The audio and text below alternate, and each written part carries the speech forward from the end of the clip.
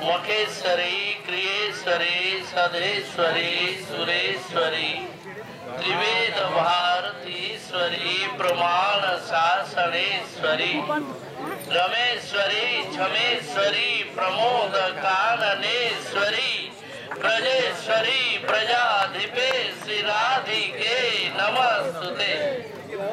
बोलो ब्रजेश्वरी ब्रजाधिपे श्री राधिके नमस्तुते। आज के আমরা যে স্থানে উপস্থিত হয়েছি এই হলো রাধারানীর জন্মস্থান রাवल গ্রাম। এই রাवले বৃষভানু মহারাজ নিবাস করেন।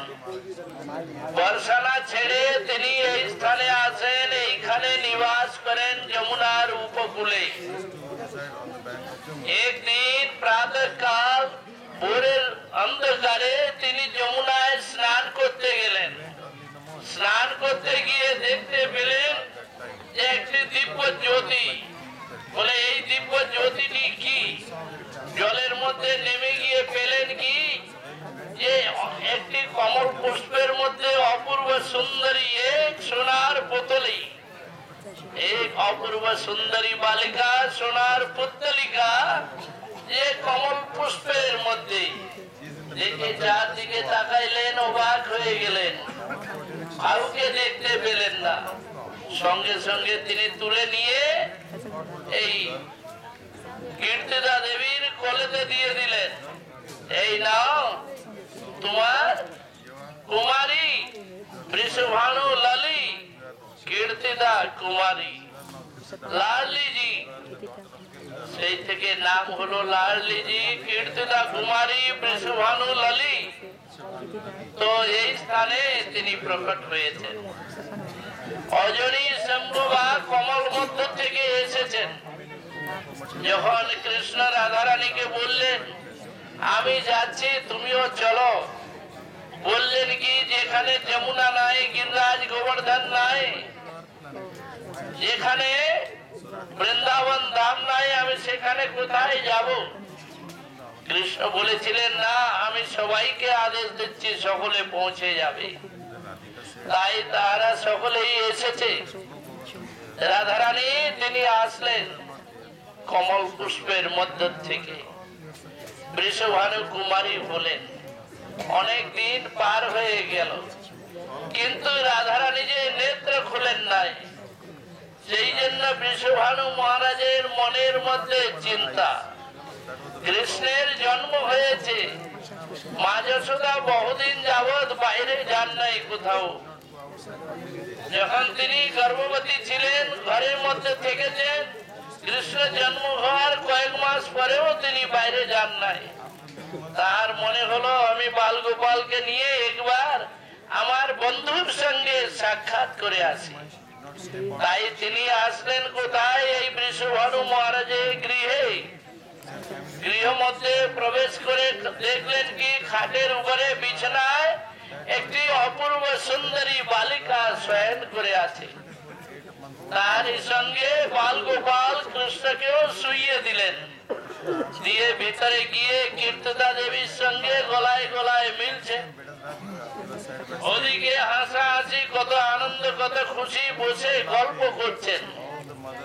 এমন সময় বাল গোপাল শ্রীকৃষ্ণ বিছানার মধ্যে একটু টান নিয়ে ফিরে পাশ ফিরে রাধারানী বুকের উপরে হাত মারতে লাগলেন।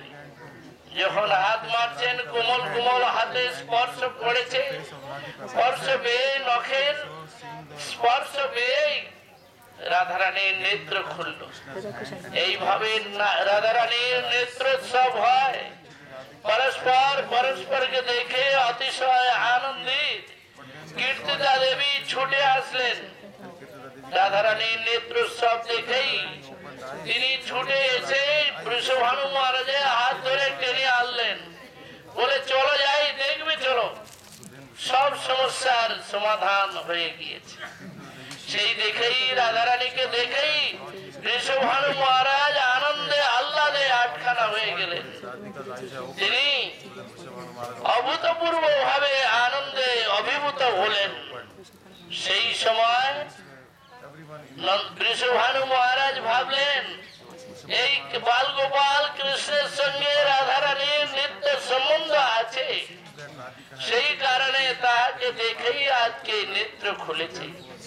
অতএব উভয়ের মিলনে আমি যে কোনো প্রকারের বাধা দেব না। তিনি শীঘ্রাতি শীঘ্র গোকুলে একটি বাসস্থান নির্মাণ করলেন। 1 বছরের মধ্যেই রাধারানীকে তিনি গোকুলে পাঠিয়ে দিলেন। সেইখানে বাল গোপাল কৃষ্ণের সঙ্গে নিত্য প্রতি খেলাধুলা করেন। ছায়ার ন্যায় নিত্য সঙ্গিনী হয়ে সর্বক্ষণ অবস্থান করেন। পুতনা তৃণাবর্ত শকটাসুর আদি দৈত্যগণ উৎপাত করে। সেই উৎপাত দেখেই রাধারানী শক্তি সঞ্চার করলেন। তাই কৃষ্ণের অঙ্গে যে শক্তি, সেই হলো রাধারানী। আর প্রকৃতি কুললাম বৃষভানু রাজনন্দিনী রূপে তিনি হলেন রাধারানী। আর সমস্ত মন্ত্রগণের দেবতা রূপে রাধারানী। সমস্ত মন্ত্রের মধ্যে যত শক্তি, রাধারানী 3 রূপে প্রকাশিত হয়ে তিনি বিরাজমান হলেন। কৃষ্ণের সঙ্গে ছায়ার মতো থেকে সর্বক্ষণ খেলাধুলা করেন। এইভাবে রাধা কৃষ্ণে পরস্পরের অনুরাগ, স্নেহ, প্রীতি, মমতা, তার মধ্য দিয়ে মা যশোদা কৃষ্ণকে যখন দড়ি দিয়ে বাঁধলেন, তখন রাধারানীর এক অপূর্ব স্নেহ মমতা জেগে উঠল। কৃষ্ণের ক্ষুধা লাগে বলে মাখন চুরি করে খেয়ে নেয়। তাই তিনি ভাবলেন, আজ থেকে আমি খাওয়াবো, আর কৃষ্ণের ক্ষুধা লাগবে না, মাখন চুরি করবে না, মা যশোদাও বাঁধতে পারবে না। এইভাবে রাধারানীর মনের মধ্যে যে নিত্য সিদ্ধ সহজাত প্রেম ভাব জেগে উঠল।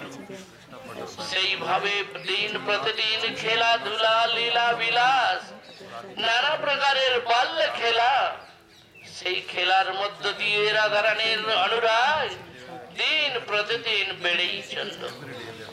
এইভাবে রাধারানীর প্রেমের যে চরম মহিমা বললেন কি, বারাণস্যাম বিশালক্ষ্মী, বারাণসীতে বিশালক্ষ্মী, বিমলা পুরুষোত্তমে, বিমলা দেবী পুরুষোত্তম ক্ষেত্র জগন্নাথ ক্ষেত্রে।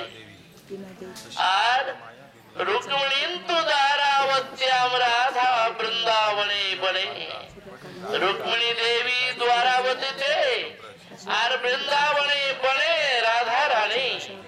তাই বললেন কি, মখেশ্বরী, ক্রিয়েশ্বরী, সদেশ্বরী, সুরেশ্বরী, সমস্ত যজ্ঞের ঈশ্বরী, ক্রিয়ার ঈশ্বরী, স্বাহা সদা যা কিছু আছে সব কিছুর ঈশ্বরী।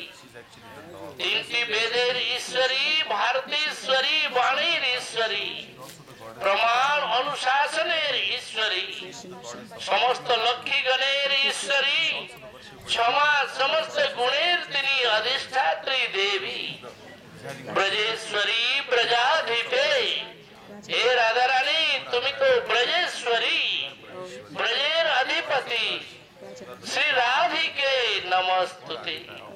कृष्णेन राध्यते इति राधा। कृष्ण যাহার আরাধনা করেন তিনি হলেন রাধা। আবার কৃষ্ণ বাঞ্ছা পূর্তে রূপ করে আরাধনে। অতএব রাধিকা নাম পুরাণে ব্যাখ্যানে কৃষ্ণের যাবতীয় ইচ্ছা অভিলাষাকে তিনি পূরণ করেন। এই জন্য তিনি হলেন রাধিকা। কৃষ্ণ বাঞ্ছা পূর্তৈব রাধিকৈকা ন জান্না। দৃশি তরলতা কেশে জৈম্বম কুচে কাঠিন্যম দৃশি তরলতা। কৃষ্ণ বাঞ্ছা পূর্তৈব রাধিকৈকা ন জান্না। কৃষ্ণের বাঞ্ছা পূর্তিকারিণী একমাত্র রাধা রানী, অন্য কেহ নন। এইভাবে রাধারানীর অপূর্ব মহিমা আমরা গোবর্ধনে আর বৃন্দাবনে আরো কয়েকদিন আছে, আর গোবর্ধন গেলে নন্দগ্রাম বর্ষানা আদিতে তাহার কৈশোর লীলার বর্ণনা হবে। আমরা সেই সমস্ত গুলি করবো। এখন আমি এখানে রাখি, প্রসাদের ব্যবস্থা এখন একটু ইংলিশে